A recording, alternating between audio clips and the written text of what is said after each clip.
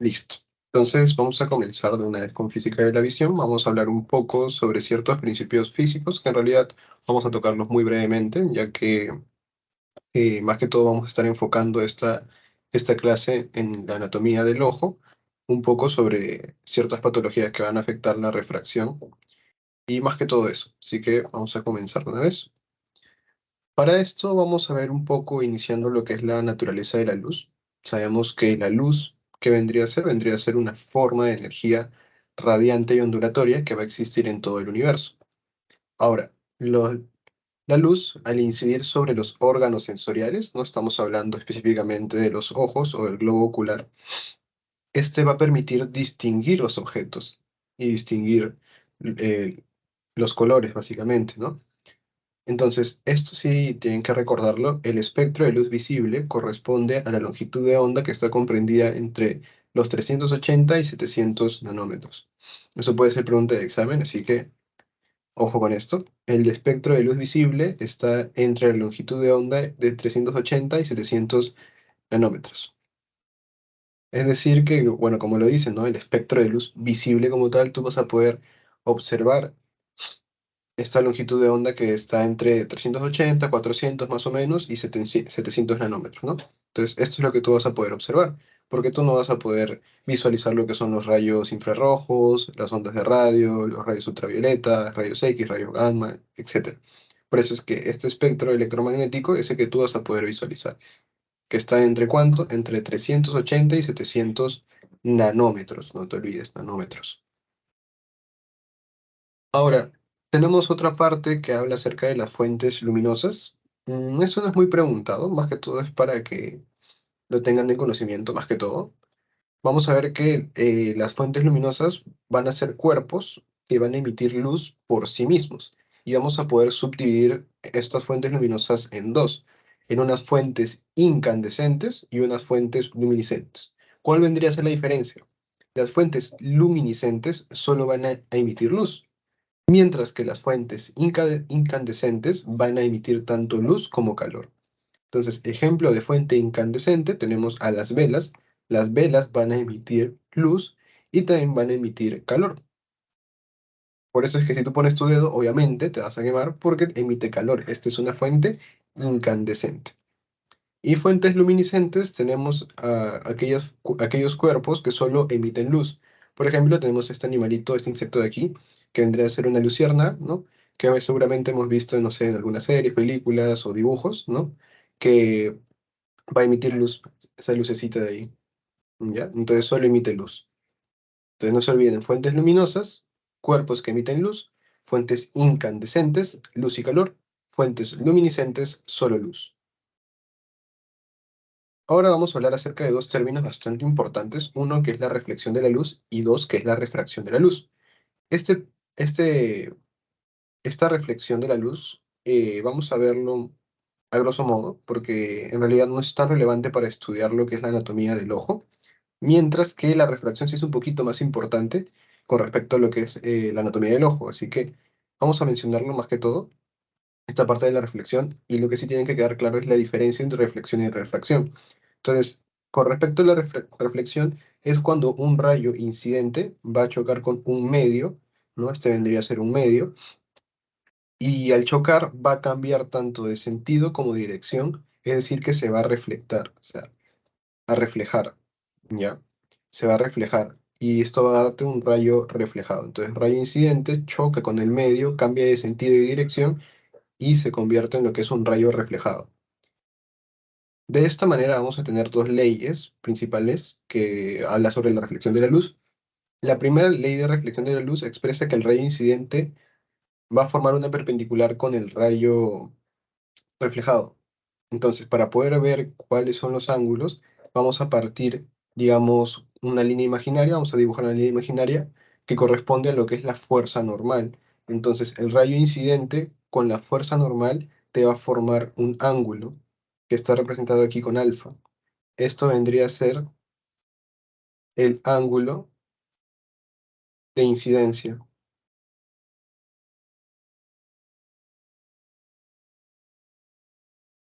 Y en el caso del rayo reflejado, con la fuerza normal también te va a formar otro ángulo, pero este va a ser denominado como un ángulo de reflexión. ¿Ya? Entonces, el rayo incidente con la fuerza normal te forma un ángulo, que es el ángulo de incidencia, y el rayo reflejado con la fuerza normal te forma otro ángulo, que vendría a ser el ángulo de reflexión. Lo que nos dice también la primera ley es que el rayo incidente va a formar un ángulo, una perpendicular con el rayo reflejado, como vemos aquí, ¿no? Que está formando una perpendicular. Y la segunda ley de la reflexión de la luz nos dice que el ángulo de reflexión va a ser igual al ángulo de incidencia. Es decir, el ángulo de incidencia va a ser igual al ángulo de reflexión. ¿Ya? Eso es cositas importantes sobre la reflexión de la luz. No se olvide, el rayo incidente choca con el medio y este va a cambiar de sentido y dirección formando un rayo reflejado. El rayo incidente con la fuerza normal te forma un ángulo que se denomina ángulo de incidencia y el rayo reflejado con la fuerza normal también te forma otro ángulo que vendría a ser el ángulo de reflexión. El rayo incidente con el rayo reflejado te forma una perpendicular y la segunda ley nos dice que el ángulo de incidencia va a ser igual al ángulo de reflexión. Esto es con respecto a la reflexión de la luz. Ahora, tenemos otro concepto que vendría a ser la refracción de la luz. En el caso de la refracción de la luz, vamos a ver que cambia un poquito. Aquí vamos a ver que el rayo incidente ya no va a chocar con un solo medio, sino que vamos a tener dos medios. Un medio 1, que por ejemplo podría ser lo que es el aire, y un medio 2, que podría ser agua, por ejemplo. Entonces, ¿qué va a pasar? Este rayo incidente ya no va a cambiar de sentido y dirección como en la reflexión, sino que atraviesa el medio y ahora solo cambia de dirección, más no de sentido, porque está siguiendo el mismo sentido, solo está cambiando de dirección. Entonces, en la reflexión sí cambia de sentido y dirección, pero aquí solo cambia de dirección, más no de sentido. Igual, si tú trazas una línea imaginaria que corresponde a lo que es la fuerza normal, el rayo incidente igual te va a formar un ángulo de incidencia con la fuerza normal y el rayo refractado te va a formar también un ángulo que vendría a ser el ángulo de refracción con la fuerza normal. Alfa 1, ángulo de incidencia, alfa 2, ángulo de refracción. Y eso es más que todo lo que deben recordar con respecto a la refracción. Ahora vamos a mencionar dos puntos bastante importantes también en relación a la refracción, que bueno, eso es más que todo para que se lleven conocimiento extra, pero con que hayan recordado esta última parte que he mencionado, es suficiente, ¿ya? Hay un concepto que vendría a ser el índice de refracción. ¿Y qué nos habla el índice de refracción? El índice de refracción nos dice más que todo cómo es que se va a propagar el rayo. O cómo es que claro, cómo se propaga el rayo, ¿ya? Entonces, a mayor índice, más lento viaja el rayo, ¿ya?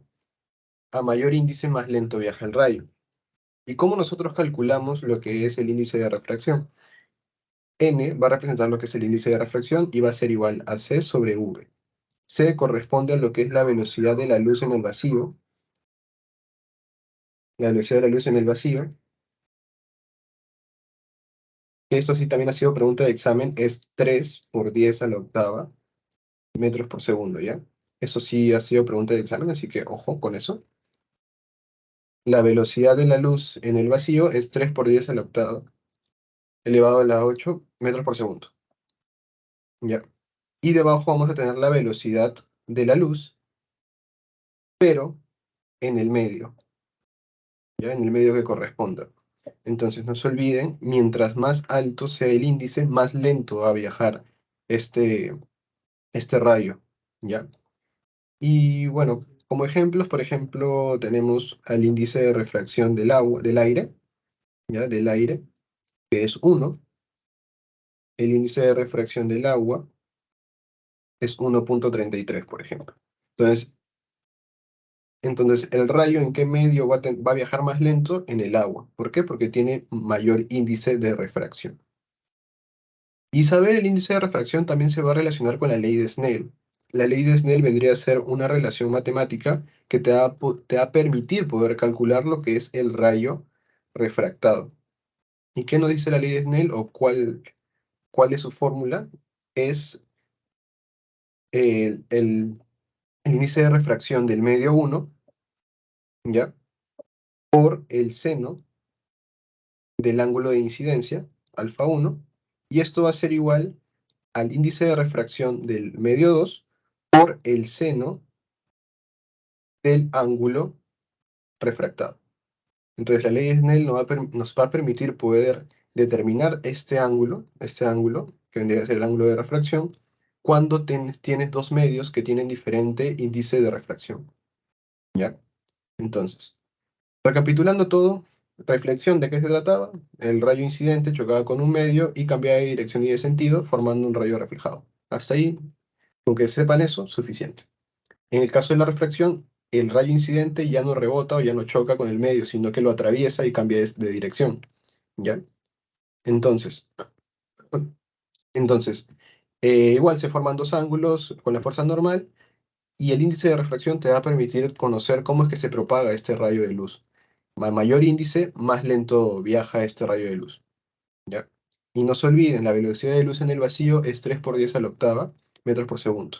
Y la ley de Snell es una relación matemática que te va a permitir conocer lo que es el ángulo de refracción en el caso de que dos medios tengan dos índices de refracción distintos. ¿Y por qué les decía que la refracción se era más importante, o bueno, era un poquito más importante estudiarlo en el caso para entender lo que era anatomía del ojo? Porque hay una estructura, o bueno, hay algunas estructuras en el globo ocular que van a permitir esto, van a permitir la refracción. Es decir, que cuando los rayos de luz incidan sobre esta estructura tiene la capacidad de poder cambiar la dirección de estos rayos, es decir, tiene la capacidad de refractar estos rayos. ¿Y qué pasa? En condiciones normales esto va a generar que nosotros podamos ver adecuadamente, pero cuando hay en la refracción, errores en la refracción, eso se le va a denominar como ametropías. Ametropías. Entonces, las ametropías vendrían a ser errores en la refracción, en la cual esta estructura ya no va a refractar adecuadamente los rayos, y esto va a condicionar que pueda tener alteración en su visión. Y esto ya lo vamos a ver un poquito más adelante. ¿Ya? Entonces, hasta ahí tienen que quedarse con lo que es reflexión y refracción. Ahora sí, vamos a pasar ya a una parte de medicina como tal. Vamos a hablar acerca de la anatomía del ojo. Vamos a ver que entonces la anatomía del ojo, para poder estudiarlo, vamos a dividirlo en túnicas. Una túnica externa, una túnica media y una túnica interna. En la túnica externa vamos a encontrar que también se le denomina como túnica fibrosa. ¿Ya? Túnica fibrosa. En la túnica media también se le va a denominar, o el otro nombre que recibe es de túnica vascular. Que bueno, no hay mucha ciencia, más que todo se le denomina así porque las estructuras que van a estar aquí van a estar bastante vascularizadas. Y en la túnica interna simplemente también se le conoce como retina, ¿ya? Entonces tenemos túnica externa o túnica fibrosa, tenemos túnica media o túnica vascular, y tenemos túnica interna o retina. Entonces, en cada una de estas túnicas vamos a estudiar ciertas estructuras que tienen ciertas características peculiares. En el caso de la túnica externa vamos a encontrar dos. Uno, que es la córnea, y dos, que es la esclera, ¿ya? En la túnica media vamos a estudiar tres estructuras. Vamos a estudiar el iris, el cuerpo ciliar y el acoroides. Y en la túnica interna vamos a estudiar también dos estructuras, que bueno, la retina podemos ver que se divide en dos, lo que vendría a ser un epitelio pigmentario de la retina, y tenemos también a la retina nerviosa, ¿ya? Nerviosa. Entonces, no se olviden, para estudiar la anatomía del ojo vamos a dividirlo en tres partes. o tres túnicas: túnica externa, túnica media, túnica interna. Túnica externa o túnica fibrosa, córnea, esclera. Túnica media o túnica vascular, iris, cuerpo ciliar y coroides. Túnica interna, retina, epitelio pigmentario de la retina y retina nerviosa. Vamos a comenzar entonces con la túnica externa o túnica fibrosa. Ya hemos visto, ¿no? Tenemos dos estructuras principales, la córnea y la esclerótica, o también denominada esclera. En el caso de la córnea, vamos a tener ciertas características.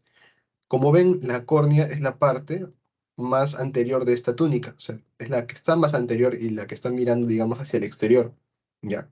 ¿Y qué característica también tiene? Es convexa, miren esa convexidad, es convexa. Y que también es transparente y es avascular, es decir, no tiene irrigación. Entonces, la córnea es avascular, no tiene irrigación, no tiene vascularización, es transparente, es transparente, y tiene poder de refracción. ¿Se acuerdan que yo les dije que habían estructuras que cuando los rayos incidían sobre esta tenía la capacidad de poder hacer que cambien de dirección o refractarlos? Eso, una de las estructuras es la córnea, ¿ya? Es la córnea. Entonces, eso no tiene que olvidarse de la córnea. Es transparente, por eso es que tú puedes ver tu iris, porque la córnea es transparente. Si la córnea no fuera transparente, tú no podrías ver el iris. Y ya vamos a verlo dentro de unos minutos. Es avascular, no tiene vascularización la córnea. Cuando la córnea tiene una vascularización patológica o anormal, es decir, cuando la córnea ves que está vascularizada, eso es patológico. Y eso se le va a conocer como panus, ¿ya? Eso se le conoce como panus. Cuando tú ves que la córnea está vascularizada, eso se le conoce como panus. Porque normalmente ya hemos mencionado que la córnea es avascular, no tiene vascularización. Es transparente y posee poder de refracción. Y bueno, que es convexa y se encuentra un sexto anterior de la túnica externa. Luego tenemos la esclerótica, que es esa parte blanca del ojo que pueden observar, todo lo blanquito es la esclerótica o esclera. Y la esclera, bueno, tiene ciertos, va a estar formado por lo que es este tejido conectivo denso, o tejido conjuntivo denso, mejor dicho, tejido conjuntivo denso. ¿Y para qué te va a servir la esclera? La esclera es importante, ¿por qué? Porque va a proveer los sitios de fijación para los músculos encargados de mover al ojo. Entonces, la esclera va a estar compuesta por tejido conjuntivo denso y esta estructura te va a permitir proveer los sitios de fijación de los músculos encargados del movimiento ocular. O sea, los músculos se van a fijar en esa esclera y esto va a permitir que se dé el movimiento ocular. ¿Ya?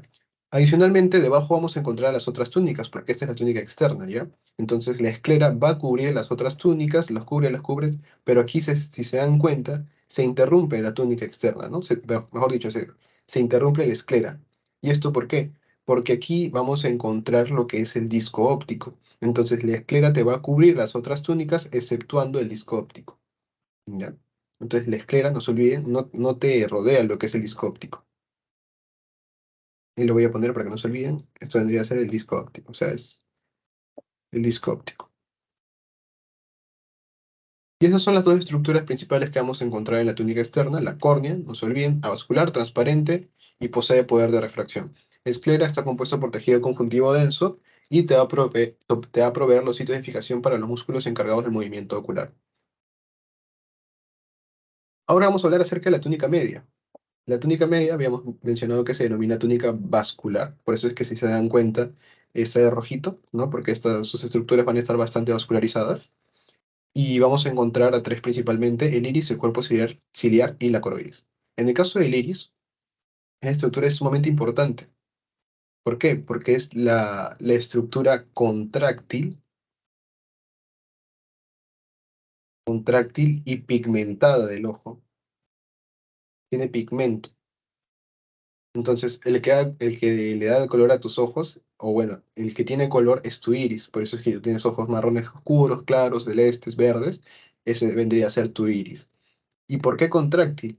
Porque el iris va a modificar la pupila para poder controlar la cantidad de luz que entra al ojo. Entonces el iris va a contraerse y va a generar que entre bastante luz, que entre bastante luz al ojo o que entre poquita luz al ojo.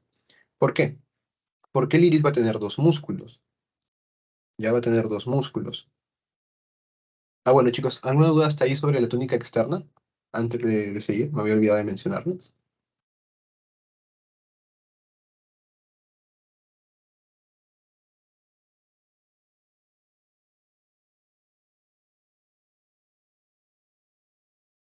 Bueno, entonces seguimos. Como les decía, el iris es la parte contráctil o la estructura contráctil implementada del ojo y vamos a encontrar dos músculos. Uno, que es el músculo esfínter de la pupila, esfínter de la pupila. Y dos, que tenemos al músculo dilatador de la pupila.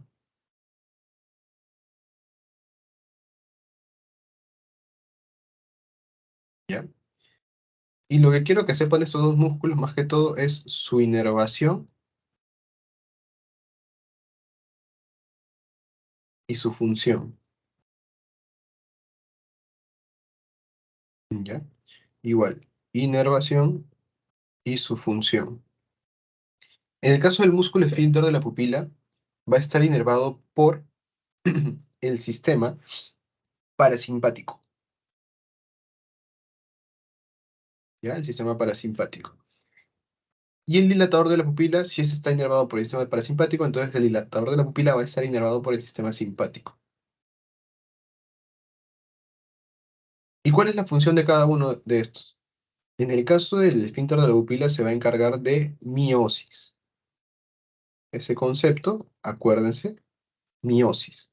Mientras que el dilatador de la pupila se va a encargar de ¿qué? Midriasis. ¿Y qué es miosis y qué es midriasis? Miosis es un proceso, o bueno, es un proceso en el cual va a haber una disminución del diámetro pupilar con la finalidad de que entre menor cantidad de luz al globo ocular. ¿Ya? Y en el caso del dilatador de la pupila, como su mismo nombre dice, va a dilatar, es decir, va a aumentar el diámetro pupilar con la finalidad de que entre mayor cantidad de luz al ojo. Y eso se le conoce como midriasis. Entonces, miosis, reducción del diámetro pupilar para que entre menor cantidad de luz. Y midriasis es lo contrario, aumenta el diámetro pupilar para que entre mayor cantidad de luz. Entonces, ¿ante qué circunstancias tú vas a generar ya sea miosis o midriasis? Por ejemplo, ¿qué pasa si yo te apunto con una linterna? ¿Qué vas a producir? ¿Miosis o midriasis? ¿Alguien sabe?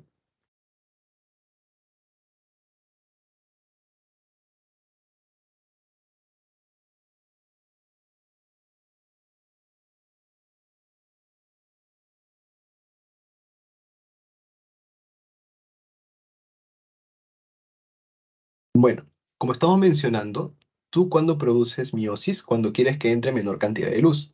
Entonces, si yo te apunto con una linterna, estoy dándote un montón de luz. Y si yo te mantengo el diámetro pupilar normal, ¿qué pasa?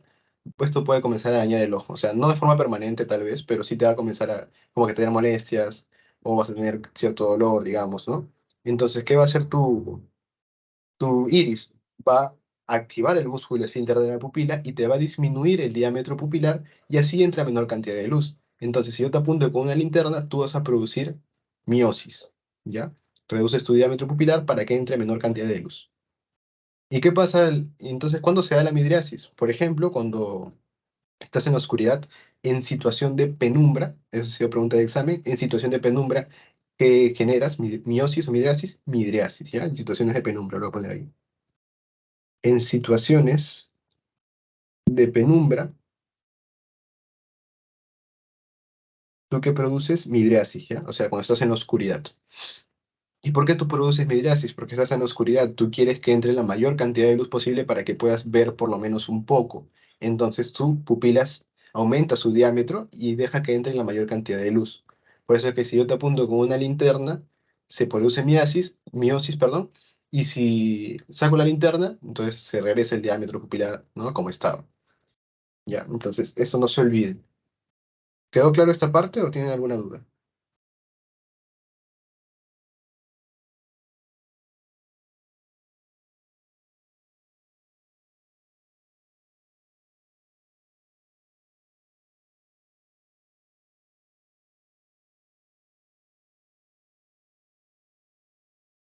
Bueno, creo que no ha quedado ninguna duda, así que continuamos. Entonces, eso es todo con respecto al iris. Ahora pasamos a hablar acerca del cuerpo ciliar. El cuerpo ciliar va a estar compuesto por el músculo ciliar, que es esta parte de aquí, y también por los procesos ciliares, que son como unos deditos que aquí nos han dibujado también, pero son como unos deditos, aquí igual, ¿ya? Y esos son los procesos ciliares. Entonces, este es el músculo ciliar y estos son los procesos ciliares.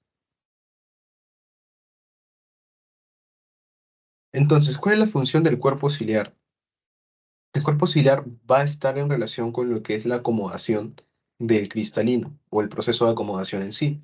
¿Y dónde está el cristalino? Bueno, aquí nos ha dibujado, pero el cristalino, uy, me salió mal. El cristalino vendría a ser una estructura biconvexa, por eso es que le dibujo. ¿Se acuerdan que la córnea era convexa? ¿Ya? En este caso el cristalino es biconvexo, tiene dos convexidades. Y el cristalino va a ser importante porque también va a estar encargado de lo que es la acomodación y también va a tener lo que es poder de refracción. Entonces ya vemos otra estructura que también tiene poder de refracción, el cristalino. ¿Y cuál era el otro? La córnea. Y este cristalino va a estar unido a los cuerpos ciliares a través de unos ligamentos que se van a denominar como ligamentos suspensorios del cristalino, ¿ya? Entonces, este es el cristalino. ¿Y qué características tenías? Que era una estructura biconvexa y que se une con los procesos ciliares a través de los ligamentos suspensorios del cristalino. Entonces, tanto el cristalino como el cuerpo ciliar van a estar en relación o van a estar encargados de lo que es el proceso de acomodación, ¿ya? Acomodación. ¿Qué es la acomodación? La acomodación es un proceso en el cual tú vas a querer enfocar un objeto. Por ejemplo, si tú quieres enfocar un objeto en específico, tu cristalino va a comenzar a cambiar de forma para poder enfocar ese objeto.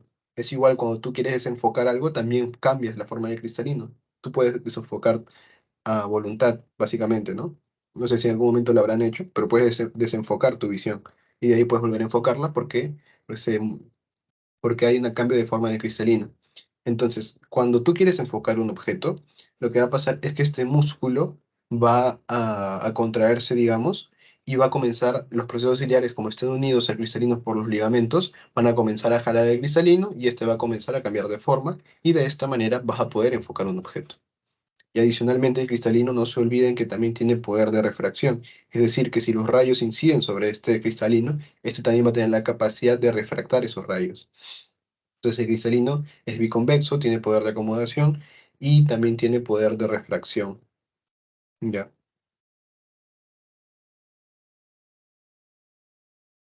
¿Qué más? A ver, ¿qué más podemos hablar sobre los procesos ciliares, sobre el cuerpo ciliar en sí? Adicionalmente vamos a ver que los procesos ciliares, ¿ya? Los procesos ciliares se van a encargar de producir lo que es el humor acuoso. El humor acuoso. El humor acuoso es importante porque es una sustancia que va a encargarse de nutrir a dos estructuras, que justamente son las estructuras que tienen poder de refracción, la córnea y el cristalino. Entonces el humor acuoso se va a encargar de nutrir a estas dos estructuras. Ahora, lo que pasa es que este humor acuoso se reabsorbe. Se reabsorbe más o menos a este nivel que se encuentra entre la esclera y la córnea a través de un conducto denominado conducto de Schlemm, ¿ya? Entonces, el humor acuoso por este conducto se va a reabsorber, pero ¿qué pasa? Hay condiciones en las cuales este conducto se atasca, digamos, se bloquea. Entonces, ¿qué va a pasar? Se va a comenzar a aumentar lo que es el humor acuoso y esto va a condicionar que aumente la presión intraocular y esto va a tener como consecuencias ciertas patologías o ciertas condiciones que ya vamos a ver más adelante, ¿ya?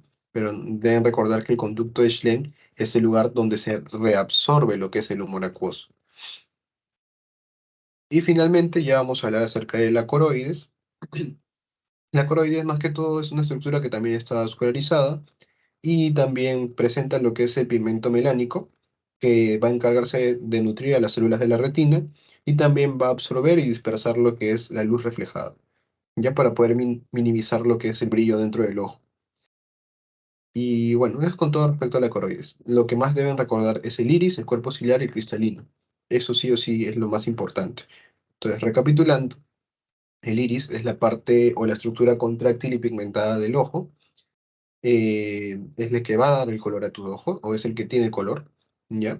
Tiene dos músculos, esfínter de la pupila, miosis, dilatador de la pupila, midriasis. El cuerpo ciliar está formado por lo que es el músculo ciliar y los procesos ciliares. Estos van a estar unidos al cristalino, que es una estructura biconvexa, posee poder de refracción y acomodación a través de unos ligamentos, ligamentos suspensorios del cristalino. Los procesos ciliares se encargan de producir lo que es el humor acuoso, que se va a encargar también de nutrir a la córnea y el cristalino, y es reabsorbido a nivel del conducto de Schlemm. Entonces, esto es con respecto a la túnica media. Ahora, con respecto a la túnica interna, vamos a encontrar a la retina. Esta retina podemos ver lo que se puede dividir en un epitelio pigmentario de la retina, que va a ser un epitelio cúbico simple, y que va a tener lo que es melanina. Melanina, ¿ya? Pero lo más importante es la otra parte, que va a ser casi toda la función que nosotros nos va a permitir ver, que vendría a ser la retina nerviosa, ¿ya? La retina nerviosa va a ser la capa más interna de la retina y va a presentar a las células fotorreceptoras, que vendrían a ser los conos y bastones, ¿ya? Los conos y bastones. En el caso de los conos, estos van a estar más en relación con lo que es la visión de colores, mientras que los bastones van a estar más relacionados con lo que es la visión nocturna. Entonces, tanto los conos como bastones van a ser células fotorreceptoras, es decir, van a recibir los estímulos luminosos procedentes de los rayos luminosos que van a incidir sobre la córnea, esto los va a refractar y después del cristalino, va a recibir esos estímulos luminosos y los va a convertir en estímulos nerviosos que a través del nervio óptico va a llegar al cerebro, a la parte occipital, y esto va a permitir que nosotros podamos visualizar las imágenes. Entonces, esta parte de amarillo de aquí vendría a ser lo que es el nervio óptico, que atraviesa ¿qué? Atraviesa el disco óptico. Pero adicionalmente, sobre este disco óptico también va a estar atravesando otras estructuras. Por ejemplo, vamos a encontrar a la vena y a la arteria central de la retina. Entonces, la arteria y la vena central de la retina también va a atravesar lo que es el disco óptico, junto con el nervio óptico, ¿ya? Y como último dato, aquí vamos a ver una depresión, si se dan cuenta, hay como un triangulito, ¿ya? Como un triangulito. Ese triangulito es una depresión de la retina y se le conoce como fobia, que es donde va a estar el mayor punto de agudeza visual y solo va a contener conos, solo conos, ¿ya? Solo conos. Y ahí vamos a encontrar también en la mácula lútea, ¿ya? O sea, en la fobia vamos a encontrar en la mácula lútea, pero la fobia es la depresión que vemos aquí. Ese triangulito vendría a ser la fobia. Y bueno, ya para culminar, debemos recordar que nosotros también podemos dividir el globo ocular en cámaras. Tenemos una cámara anterior, tenemos una cámara posterior y tenemos una cámara vítrea.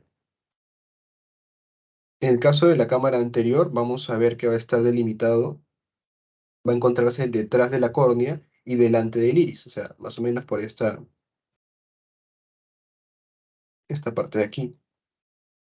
Y esto es lo que más se evalúa cuando se van al oftalmólogo, o sea, dentro de la evaluación está lo que es evaluar lo que es la cámara anterior para ver si es que es normal, está amplia o está estrecha. Cuando está estrecha, eso es malo porque si tú generas, digamos, una dilatación, puedes hacer que este paciente comience a aumentar su presión intraocular.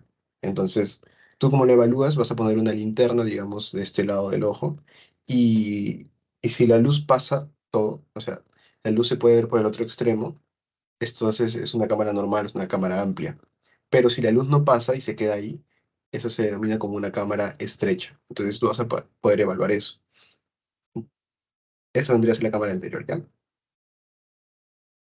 Luego tenemos la cámara posterior que se va a encargar, va a estar, bueno, aquí no está cristalino, lo voy a dibujar.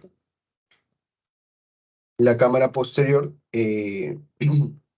va a encontrarse por detrás del iris y por delante del cristalino, es decir, entre la superficie posterior del iris y la superficie anterior del cristalino, o sea, esta parte de aquí. Y la cámara vítrea va a ser todo lo que queda detrás del cristalino, o sea, todo esto de aquí vendría a ser la cámara vítrea. Entonces, en la cámara anterior y la cámara posterior vamos a encontrar lo que es el humor acuoso, que era producido ¿por quién? Por los procesos ciliares. Y la cámara vítrea vamos a encontrar, como su mismo nombre lo dice, al humor vítreo. El humor vítreo vendría a ser una sustancia gelatinosa y transparente que va a servir de medio de protección para el ojo, para la retina, y también contribuye para poder darle forma al ojo. Entonces, cámara anterior, cámara posterior y cámara vítrea. ¿Hasta ahí alguna duda?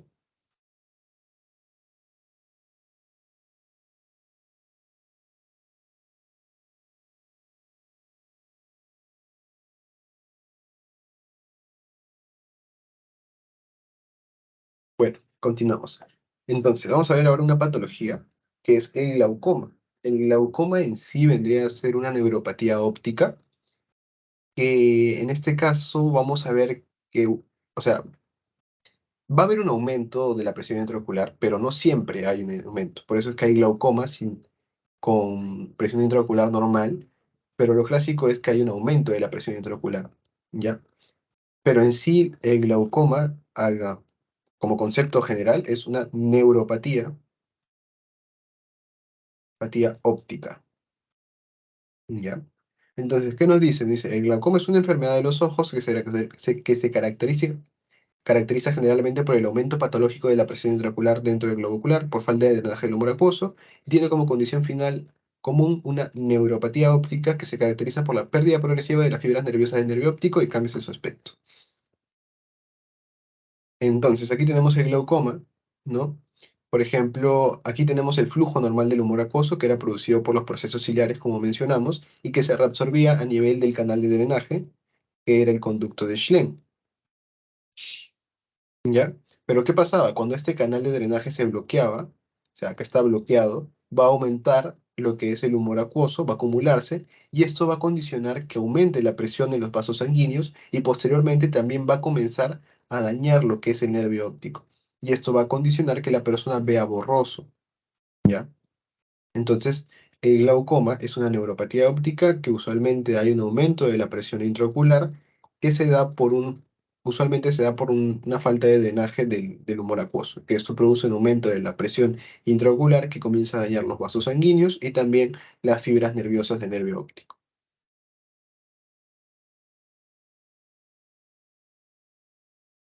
Ahora vamos a hablar acerca de las ametropías, ¿se acuerdan? Yo les dije que las ametropías eran los errores de la refracción. Y vamos a tener principalmente dos más comunes, que son la miopía y la hipermetropía. En el caso de la miopía, es un error de la refracción común en lo cual los objetos cercanos se ven con claridad, pero los objetos lejanos se ven borrosos. ¿Ya? Entonces, este va a ser el típico niño, supongamos, que te dice que tiene que sentarse adelante de la clase porque no puede ver de lejos. Entonces probablemente es que tenga miopía. Por eso también son esos niños que, como ven bien de cerca, paran leyendo, más no, digamos que no ve algo de lejos. Por eso es que paran leyendo, se sientan más adelante de la clase para poder ver adecuadamente, y es lo típico. ¿Y qué ocurre en la miopía? La miopía dice que los ojos van a enfocar las imágenes delante de la retina en lugar de hacerlo sobre la retina. Entonces, este es un ojo hemétrope. ¿Qué es un ojo hemétrope? Un ojo hemétrope es aquel ojo o globo ocular que es normal, o sea, está en condiciones fisiológicas.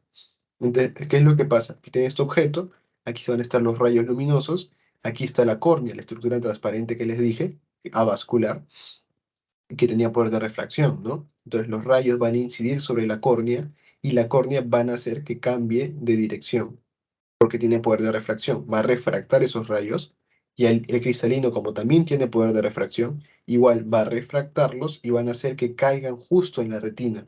¿Por qué en la retina? Porque en la retina están las células fotorreceptoras que van a convertir los estímulos luminosos en nerviosos. Entonces, en la retina van a llegar los rayos luminosos a nivel del punto focal, a este nivel, que vendría a denominarse como foco o punto focal, ¿ya? Entonces, eso es lo normal que ocurre en un ojo hemétrope, que el punto focal o los rayos luminosos se refracten en la retina. Pero ¿qué pasa en la miopía? Bueno, la miopía tiene distintas causas, dentro de las cuales la principal o la más común es por un aumento del eje anteroposterior del globo ocular. Por ejemplo, aquí tenemos, miren, este globo ocular que es redondito. Pero ¿qué pasa con este globo ocular? Miren, es más largo, está más alargado.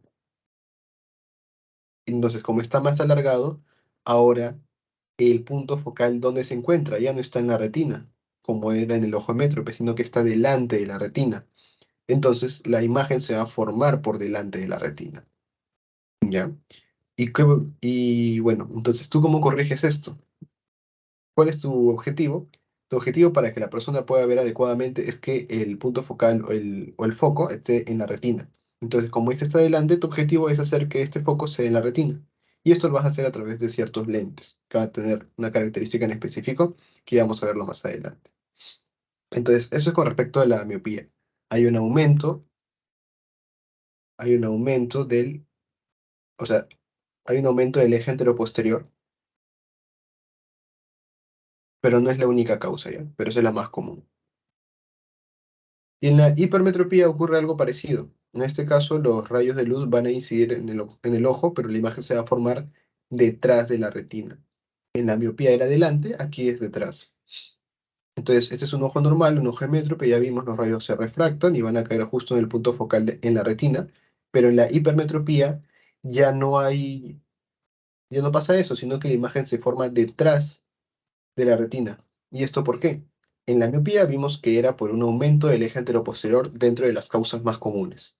En la hipermetropía ocurre algo parecido, pero ya no va a haber un aumento. Hay una disminución del eje anteroposterior. Entonces tu globo ocular ya no va a estar alargado como en la miopía, sino que va a estar más chiquito. Y aquí se visualiza mejor. Aquí tenemos las correcciones. En el caso de la hipermetropía es un lente convexo, en el caso de la miopía es un lente cóncavo. El lente convexo, también llamado divergente, perdón, convergente,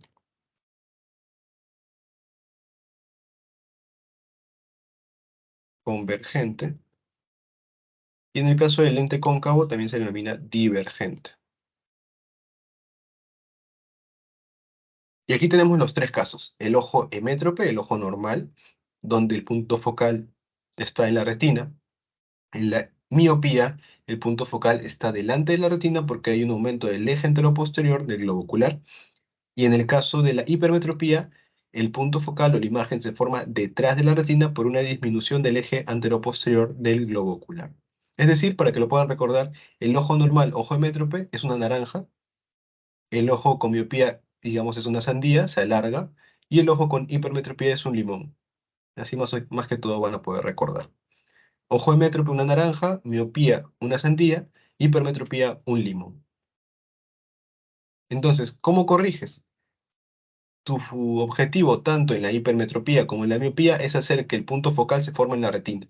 En el caso de la miopía, lo que tú quieres hacer es que como está delante, tú vas a, digamos, hacer que la imagen se retarde, o sea, los rayos se retarden en llegar, y eso va, entonces, ¿tú qué vas a hacer? Vas a utilizar un lente cóncavo o divergente. Los rayos van a incidir sobre el lente y esto va a hacer que se dispersen, digamos, como está aquí, se dispersan a los lados.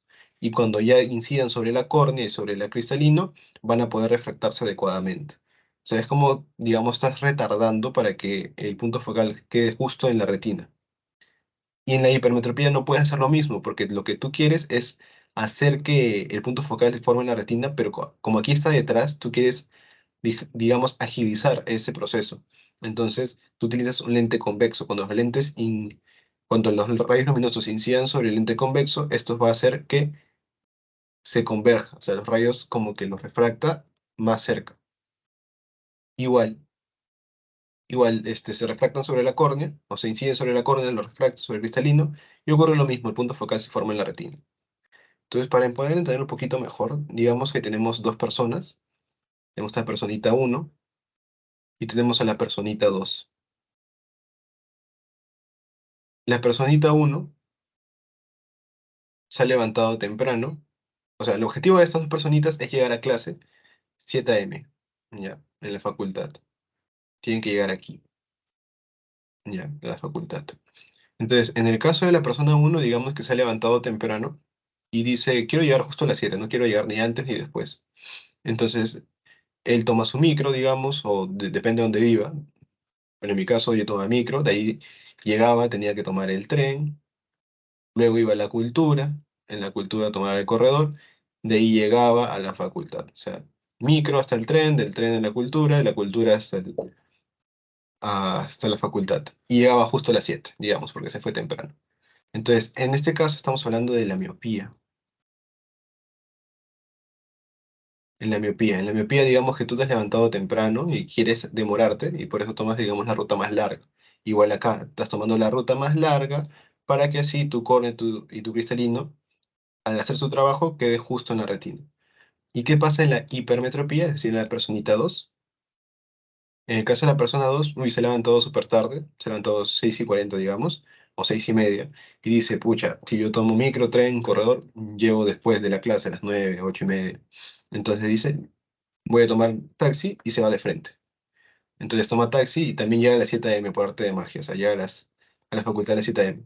Entonces, en este caso, esta persona ha tomado la ruta más corta, digamos. ¿Ya? Y eso es lo que pasa en la hipermetropía. En la hipermetropía tú estás, digamos, acortando esa función de refracción de la córnea para que el punto focal, el foco, quede justo en la retina. Y eso es más que todo la diferencia, ¿no? En la hipermetropía, no te olvides, utilizas lente convexo o convergente, y en la miopía utilizas lente cóncavo o divergente. Y el astigmatismo viene del griego sin y astigma, punto. En este caso, esta es una metropía en la cual también va a haber un defecto de la córnea, va a haber un defecto en la curvatura de la córnea, que va a hacer que ya no se forme un solo punto focal. En el caso de la miopía se formaba un punto focal, pero ya sea adelante o detrás. En el astigmatismo, miren, hay múltiples puntos focales. Entonces, esta persona ya no va a poder ver ni bien ni de lejos ni de cerca. ¿Y cómo se corrige? A través de un lente cilíndrico. ¿Ya? Eso es más que todo grandes rasgos sobre el astigmatismo. Y finalmente tenemos la presbicia. La presbicia es una condición óptica en la cual, debido a cambios en el cristalino producidos por la edad, o sea, todos vamos a tener presbicia en algún momento, disminuye de forma irreversible el poder de acomodación. O sea, la persona ya no va a poder ver adecuadamente, no va a poder enfocar adecuadamente, porque el cristalino cambia su forma para poder enfocar. Y como pierde ese poder, entonces la persona no va a poder ver bien. Esto es una condición fisiológica, no patológica, porque todos vamos a tener presbicia en algún momento. Y finalmente, el lóbulo cerebral que se va a encargar de la visión es el lóbulo occipital.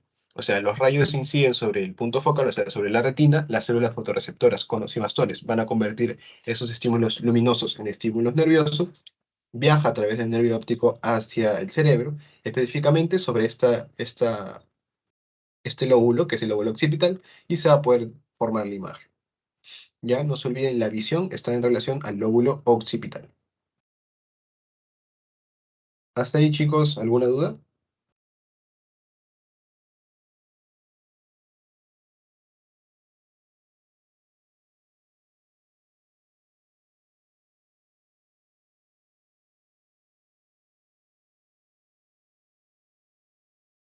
Bueno, si no hay ninguna duda, 5 minutos y comenzamos con la segunda parte, que vendría a ser bioelectricidad. Voy a tratar de hacerlo un poquito más rápido porque ya en vista de la hora, para que no sea muy tarde, voy a hacerlo un poquito más rápido. Así que es 3, 5 minutos y continuamos.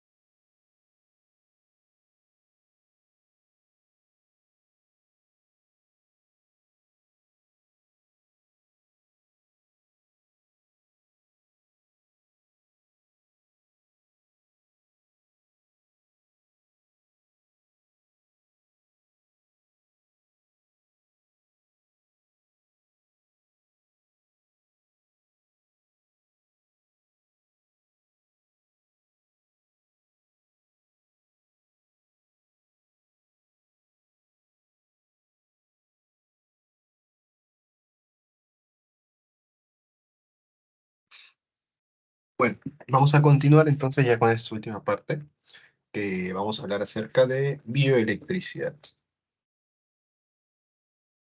Para ello vamos a comenzar hablando acerca del potencial electroquímico. El potencial electroquímico vendría a ser o a determinar lo que es la cantidad de iones que van a atravesar o se van a mover a través de una membrana. ¿Ya? Vamos a ver que el potencial electroquímico va a depender de dos factores principales. Uno, la cantidad de canales que van a estar abiertos, que eso corresponde a lo que es la conductancia de membrana. Y vamos a tener también a la fuerza neta, ¿ya? La fuerza neta, entonces, vamos a hablar primero sobre ello, es la sumatoria de la fuerza de concentración de los iones más la fuerza eléctrica, o sea, el voltaje o las cargas que tengan estos iones. ¿Ya? Entonces, en la sumatoria de ambos se da la fuerza neta. Lo que quiero que se lleven de aquí es sobre la ecuación Nernst.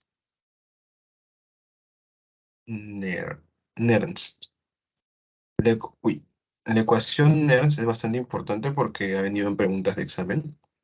Va a ser va a ser una ecuación que te va a permitir poder determinar la fuerza necesaria para evitar la difusión de los iones o de un ion, para evitar la difusión de un ion.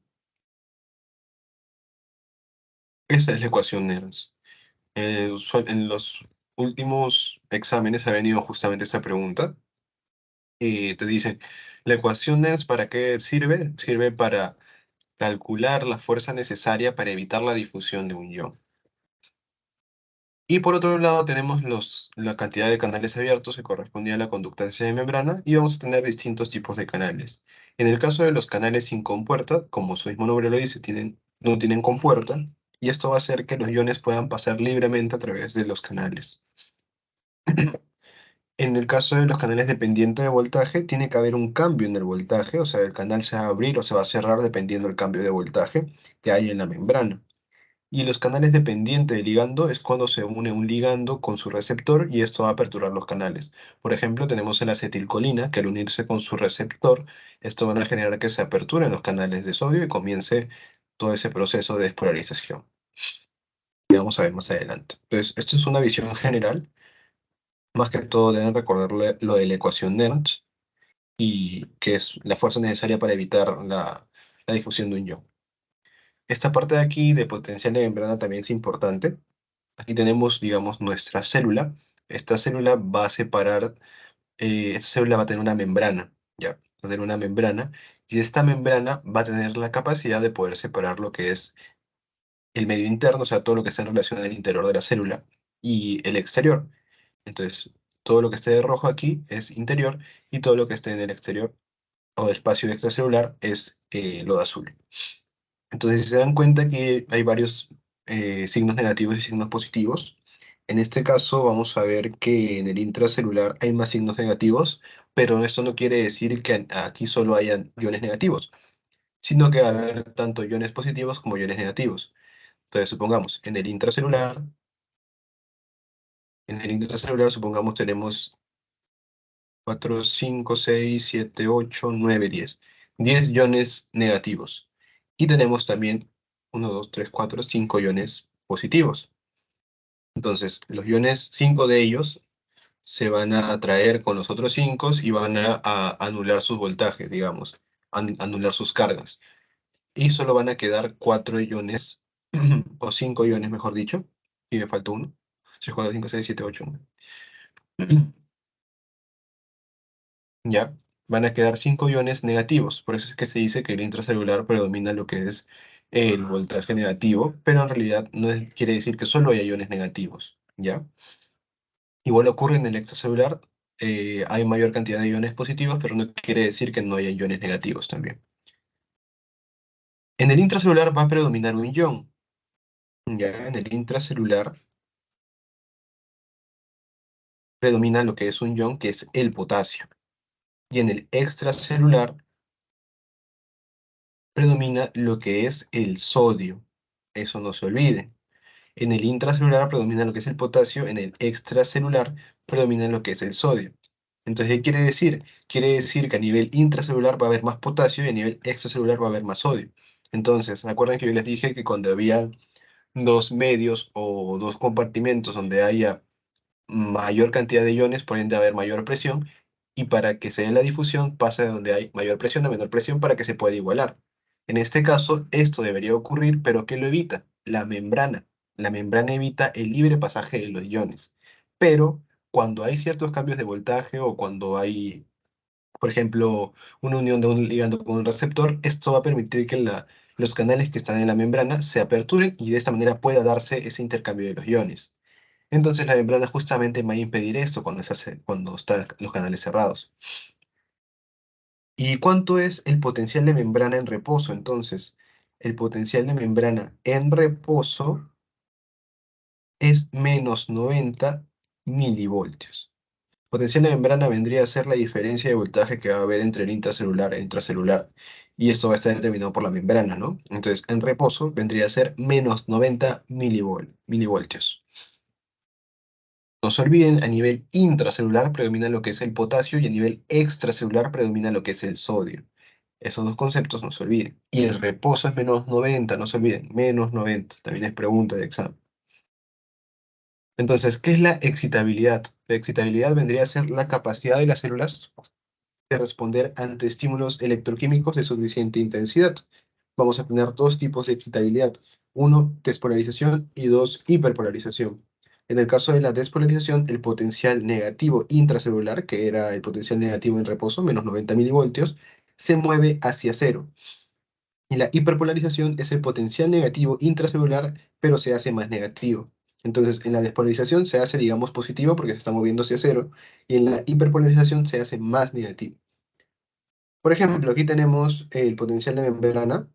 Entonces, pongamos, aquí ponen el potencial de membrana en reposo como -70, pero ya sabemos que es -90. Y aquí vamos a ponerle -70, supongamos. ¿Ya? Entonces va a venir un estímulo sobre la membrana, va a comenzar a afectar la membrana y esta va a comenzar a despolarizarse, ¿ya? Va a comenzar a despolarizarse, pero supongamos que el estímulo es débil y no continúa estimulando a la membrana. Entonces, hasta ahí queda y no supera el umbral de estimulación. Entonces, pero si viene un estímulo fuerte, ¿qué pasa? Va a estimular a mi membrana, va a generar que se vaya despolarizando y cuando sobrepase el umbral de estimulación, se va a formar lo que es el potencial de acción. ¿Ya? Entonces, esta parte de aquí se considera despolarización porque el potencial negativo intracelular, -90, se está moviendo hacia cero e incluso se hace positivo, hasta +25 más o menos. Luego se da la repolarización, que es que ese potencial que se ha adquirido, que es positivo, ahora va a regresar a su valor inicial, que es -90, y para eso va a comenzar a disminuir el voltaje, se va a hacer negativo. Y en el caso de la hiperpolarización, vemos que el potencial de reposo es -90, pero aquí en la hiperpolarización está mucho más negativo, puede ser -110, -120, etc. Entonces, esa es la principal diferencia que quiero que recuerden. En la despolarización, el potencial negativo se hace positivo o se mueve hacia cero, ¿ya? Y en la hiperpolarización se hace más negativo. Y aquí vamos a entender un poco mejor acerca de las fases del potencial de acción. Vamos a ver que vamos a tener cuatro fases, bueno, cinco fases, una fase cero, una fase uno, una fase 2, 3 y 4. En la fase cero vamos a ver que va a llegar el estímulo sobre la membrana y esto va a comenzar a despolarizarse de forma rápida. Pasa de -90 a +25. ¿Y esto por qué? Porque llega el estímulo, va a generar un cambio en esta membrana y van a abrirse, se van a abrir los canales de sodio. Entonces yo les dije que la membrana evitaba que el sodio ingrese. Entonces, como se han aperturado los canales, el sodio ingresa a la célula. El sodio ingresa a la célula y como está entrando una carga positiva, este voltaje se va a ir haciendo positivo hasta llegar a +25. Entonces la despolarización va a estar mediada por los canales de sodio, porque ingresa el sodio a la célula. En la repolarización temprana, ¿se acuerdan que repolarización yo les dije que era era recuperar el voltaje inicial del potencial de membrana de reposo, es decir, tiene que hacerse negativo. En este caso, el voltaje pasa de más 25 milivoltios a cero. ¿Y esto por qué? Porque se van a aperturar unos canales, los canales de potasio. Entonces, el potasio comienza a ingresar, perdón, comienza a salir de la célula, ¿ya? Comienza a salir de la célula y esto genera que el voltaje pase de más 25 a cero. Para esto los canales de sodio ya están cerrados, no se olviden. Repolarización va a estar mediada netamente por lo que es el potasio. Entonces, repasando, tenemos fase cero, ¿ya? En la fase cero, el sodio comienza a ingresar a la célula. Por eso que vemos que la flechita hace que el sodio ingrese a la célula y esto genera que el voltaje pase de menos 90 a más 25. Luego en la fase uno vemos que el potasio comienza a salir, por eso la flechita está hacia afuera. El potasio comienza a salir de la célula y esto genera que se dé una repolarización temprana. El voltaje pasa de más 25 a cero. Y en la fase 2 tenemos la meseta de repolarización. En este caso va a ingresar el calcio, pero los canales de potasio también están abiertos, entonces sigue saliendo el potasio, pero a la par sigue ingresando lo que es el calcio. Entonces digamos que como que hay un equilibrio. Aquí el calcio está ingresando, pero el potasio sigue saliendo. Por eso es que se denomina como periodo de meseta. Más o menos el voltaje se mantiene constante, no hay un cambio tan notorio, ¿ya? En la fase 3 ya vemos que los canales de calcio se cierran, pero los canales de potasio siguen aperturados. Y el potasio sigue saliendo, sigue saliendo, sigue saliendo, y ya se da la repolarización como tal. Y se recupera el nuevo voltaje. El voltaje inicial, perdón, que es menos 90. Entonces tú te preguntarás, si ya se recuperó el voltaje inicial del potencial de membrana en reposo, ¿por qué hay una fase 4? Hay una fase 4, ¿por qué? Porque el potasio ha estado saliendo de la célula y el sodio ha ingresado a la célula. Entonces, ¿ahora qué pasa? Ahora en el extracelular, ¿qué va a predominar? Va a predominar el potasio. Y en el intracelular, ¿qué va a predominar? Va a predominar el sodio. Pero eso no es lo que yo les dije. Yo les dije que a nivel intracelular predomina el potasio y el extracelular predomina el sodio. Entonces, para poder restituir los iones, va a darse una difusión activa a través de la bomba sodio-potasio TPasa. ¿Qué va a hacer? Va a sacar tres sodios y va a hacer que ingresen dos potasios. Y de esta manera el potasio va a comenzar a ingresar y el sodio va a comenzar a salir y así se va a restituir los iones. ¿Alguna duda con respecto a esta parte?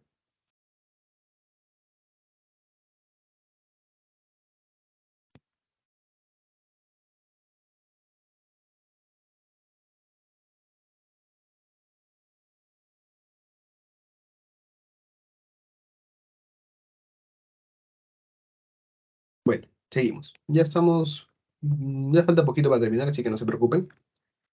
Esto es lo más importante, esta partecita de aquí es lo que quiero que se queden grabado de esta clase, la fase de la potencial de acción, porque no solo les va a servir para física, sino que les va a servir mucho para lo que es un poquito entender lo que es la fisiología neuronal, también para entender lo que es fisiología como tal, ¿no? Le va a servir bastante, así que esta partecita, incluso esta diapo de aquí, la he sacado de cuando hay fisiología, así que ojalá se les quede grabado, porque está bastante graficado muy bien, así que espero lo puedan recordar y si no pueden volver a ver el video, pueden revisar la imagen como tal. Vamos a hablar acerca un poquito acerca de lo que es el tejido nervioso. El tejido nervioso comúnmente lo que conocemos son dos células importantes. Bueno, la que ya ven aquí, que es la neurona, pero también tenemos a otra no muy conocida que también es muy importante y que hay en mayor cantidad incluso que las neuronas, que son las neuroglías. Tú en realidad tienes más neuroglías que neuronas, pero no se le da su importancia como debe a la neuroglía. Y bueno, como las neuroglías lo van a estudiar más que todo en histología, nosotros vamos a centrarnos en la neurona. La neurona, ¿qué se va a encargar? Se va a encargar de generar, de conducir y de transmitir ¿qué? Los impulsos nerviosos. Y aquí tenemos las neuronas. ¿Ya? Dentro de las neuroglías, ¿qué se van a encargar? Se van a encargar más que todo de sostener a la neurona, de proteger a la neurona, de nutrir a la neurona. ¿Ya? O sea, van a tener como que digamos que la neurona es como que el actor principal o digamos el encargado de realizar todo el trabajo, y las neuronas son como que los supports, digamos, o sea, le van a dar todo lo necesario a la neurona para que pueda cumplir su función, ¿ya? Entonces, en la neurona vamos a ver que vamos a tener esta estructura, ¿no? Tenemos un soma o un cuerpo, tenemos un axón y tenemos los teledendrones.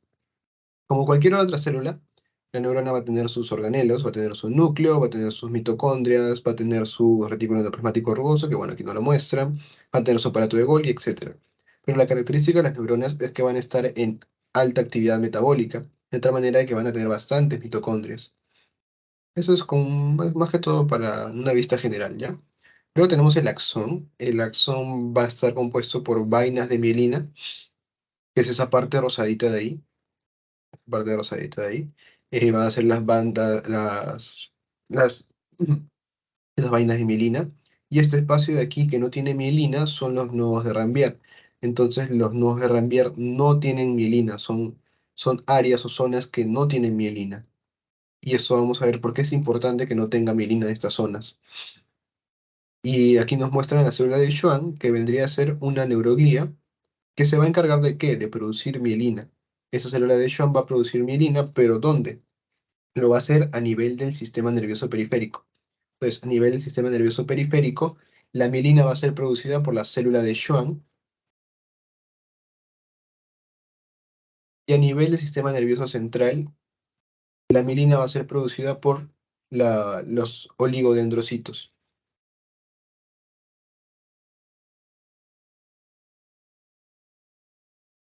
Y finalmente tenemos a los teledendrones que se van a encargar de realizar, bueno, van a hacer terminaciones nerviosas que van a permitir la sinapsis con otras células, otras neuronas. Entonces, soma, axón, teledendrones, ¿ya? Pero más que todo quiero que sepan esta parte de aquí del axón que va a tener vainas de mielina y va a tener zonas que no van a tener mielina. Y esto va a ser importante porque va a determinar o va a ser bastante crucial en lo que es la transmisión nerviosa o la conducción nerviosa.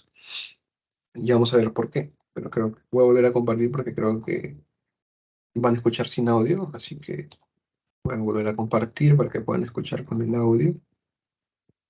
Ahora sí van a poder escuchar. En esta oportunidad Sí se escucha, ¿verdad? hablaremos sobre la propagación del potencial de acción en un axón. Bueno, imagino que sí se debe escuchar porque ya le di a activar el sonido, así que presten atención con este video. Es bastante corto, son un minuto más o En menos. esta oportunidad hablaremos sobre la propagación del potencial de acción en un axón sin mielina. Un potencial de acción representado en forma de banda roja se propaga en una dirección a lo largo del axón. Durante un potencial de acción, el interior de la membrana celular se vuelve positivo en relación al exterior. Un potencial de acción genera corrientes locales que tienden a despolarizar la membrana inmediatamente adyacente al potencial de acción. Cuando la despolarización causada por las corrientes locales alcanza el umbral, se produce un nuevo potencial de acción adyacente al original. La propagación del potencial de acción ocurre en una dirección porque el área de la membrana recientemente despolarizada se encuentra en un periodo refractario absoluto y no puede generar un potencial de acción. Listo, entonces básicamente lo que nos dice es que la propagación en la fibra mielínica es que el potencial de acción se va a ir pasando por cada parte de la membrana, o sea, va a despolarizarse aquí, aquí, aquí, aquí, aquí, aquí, aquí, aquí, y va a seguir toda esta ruta hasta despolarizar toda la membrana. Entonces, en realidad, esto va a ser bastante lento porque es una fibra amielínica. Y vamos a ver cuál es la diferencia con la fibra mielínica. En el caso de la fibra mielínica es que va a tener mielina. Amielínica no tiene mielina. Y vamos a ver por qué es importante que tenga mielina. En la fibra nerviosa mielínica vamos a encontrar que la mielina va a tener un compuesto que se denomina como esfingomielina. Y la esfingomielina es un aislante eléctrico. ¿Qué quiere decir? Que va a evitar que la membrana actúe. O sea, a este nivel la membrana no va a aperturar los canales. Y sabemos que para que se produzca el potencial de acción debe haber una apertura de los canales de sodio para que pueda ingresar el sodio. Pero eso va a evitarlo la mielina en este lado. O sea, las partes que tengan mielina no van a poder realizar ese intercambio entre el intracelular y el extracelular. Por eso es que es un aislante eléctrico. Pero en los nodos de Rambier, como no tiene mielina, aquí sí se puede dar esa apertura de los canales y se puede dar la despolarización. Entonces, ¿por qué esto es más rápido? ¿O por qué la propagación de la conducción nerviosa es mejor en la fibra mielínica? Vamos a poner un ejemplo. Supongamos que tenemos esta persona, la persona A, y esta persona tiene que cruzar una baldosa, dos baldosas, tres baldosas, cuatro baldosas, cinco baldosas y llegar a la meta. O sea, es como si estuviéramos jugando Mario. Tiene que saltar de cada honguito, digamos, hasta llegar a la meta. Y tenemos una persona B. La persona B igual tiene que saltar aquí, aquí, aquí, aquí, aquí, aquí, aquí y llegar a la meta. Vamos a ver una más. Entonces, en este caso, la persona A va a ser una fibra amielínica, no va a tener mielina, y esta va a ser una fibra mielínica. Entonces, la persona A, como es una fibra mielínica, tiene que saltar aquí, tiene que saltar aquí, tiene que saltar aquí, tiene que saltar aquí, aquí, aquí, aquí, hasta llegar a la meta. Y aquí se va a demorar bastante porque va a tener que saltar en uno en uno. Mientras que en la fibra mielínica, este es hábil y dice, mejor no salto acá, no salto acá, no salto acá. Y salto directamente aquí, aquí, aquí y aquí. Entonces, ¿quién creen que va a llegar más rápido? ¿El que salta de uno en uno o el que salta de dos en dos? Obviamente el que salta de dos en dos va a llegar más rápido y esto va a ser una fibra mielínica. Por eso es que las fibras que tienen mielina van a tener una velocidad de conducción mucho más rápido, que oscila entre 100 metros por segundo, más o menos. O sea, en un segundo esta fibra va a conducir de hasta 120 metros. Por eso es la velocidad con la cual nuestras neuronas pueden, eh, digamos, transmitir la información, ¿no? Los estímulos nerviosos. Así que no se olviden esa última parte. Y ya para culminar, vamos a hablar acerca de dos periodos. Uno, lo que es el periodo refractario relativo y absoluto. Un periodo refractario como tal vendría a ser cuando una célula excitable, es decir, cuando una célula puede recibir estímulos, en este caso esa célula no va a responder ante un estímulo y no va a generar un nuevo potencial de acción. Pero ahora esto depende. En el caso del periodo refractario absoluto, como es algo absoluto, en este periodo no se va a poder producir un segundo potencial de acción, así venga un estímulo muy fuerte. ¿Por qué? Porque en el periodo refractario absoluto, los canales de sodio van a estar inactivos. ¿Por qué? ¿Qué pasa en la despolarización? ¿Qué pasa? Los canales de sodio están abiertos. Entonces, si tú quieres producir un potencial de acción, ¿qué es lo que tiene que haber? Tiene que haber apertura de canales de sodio. Pero en este caso los canales de sodio ya están abiertos. Así que si viene un estímulo muy fuerte, no va a hacer nada porque los canales de sodio ya están abiertos. No puede producir un segundo potencial de acción, porque los canales están inactivos. Entonces, por eso se denomina absoluto.